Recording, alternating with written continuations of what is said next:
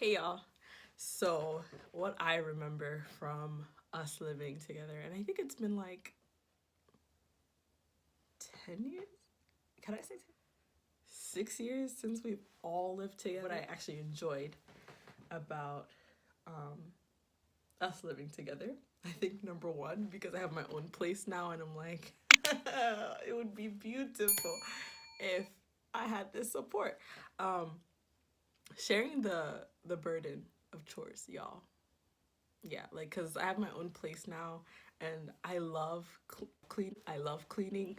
Like I like having a clean space, but to do it all by yourself, like I remember my mom. My mom would cue us. My mom would play like worship music in the morning, so you knew if you weren't awake, you knew. Na me drink, Na medwene na mekai ade awaya o nyamie ejo nyamie o yodo. That's what we woke up to. Everyone had their own chores. It would rotate at times. You know, I had to do all that by myself.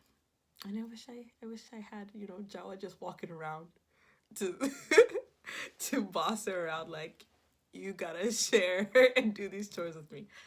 And then I also loved like coming home to African Ghanaian meals, y'all.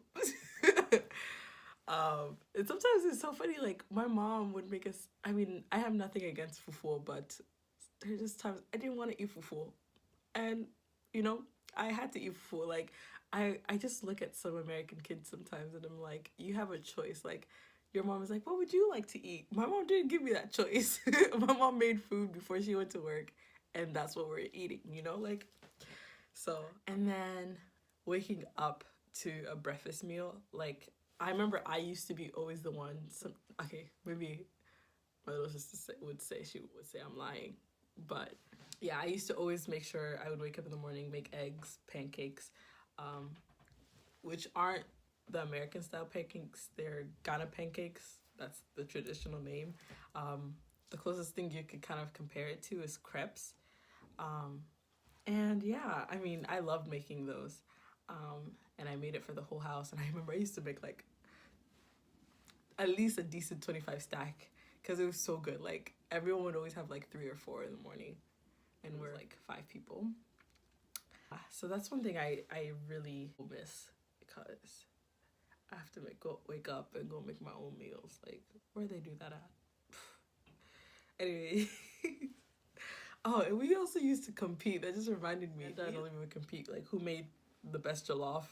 And I remember like Olivia's was kind of better. Amanda's was good, but hers was a bit softer. So no shade to Amanda, she sees this. But Jawa and I used to compete. So Jawa, like, I would say actually changed the game because when you made okay, so we used to make noodles. You're probably like, what food were you guys competing with? Yeah, we used to make noodles, and yeah, I thought it was really good because I used to actually work at a noodles and company. So I had to make different types of pasta and noodle dishes. So I was like, yeah, I definitely am the best noodle cook, noodle chef in the house. And then like she just revolutionized the game when she poured out the soup and added like stew that Olivia or Amanda had made to the noodles. And she was just, casually sitting there, and she had some left over. But I went to the kitchen like, what is this? She was like, noodles. I'm like, this is Amanda's stew with noodles.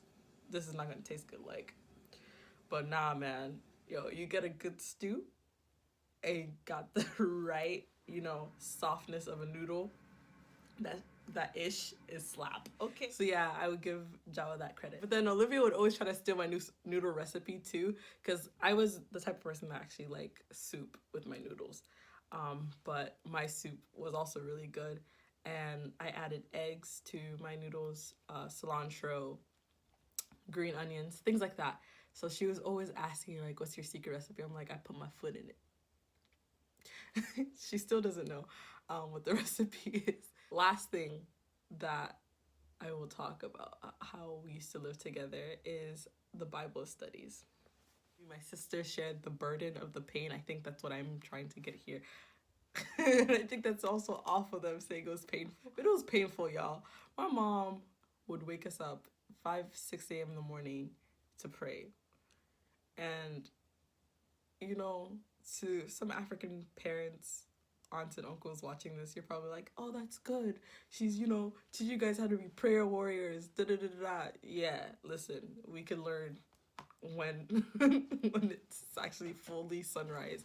Like, all had a role. Like, Jawa would do worship, Amanda would do Bible study, I would do praise, Olivia would do opening prayer. We all had a role. And it was good. But I miss it because, I mean, now, you know, I'll wake up and pray, but it's definitely not I'm waking up at 5, 6 a.m. That characteristic or resilience to pray that early, y'all, I don't really think that's something I'll share with my kids.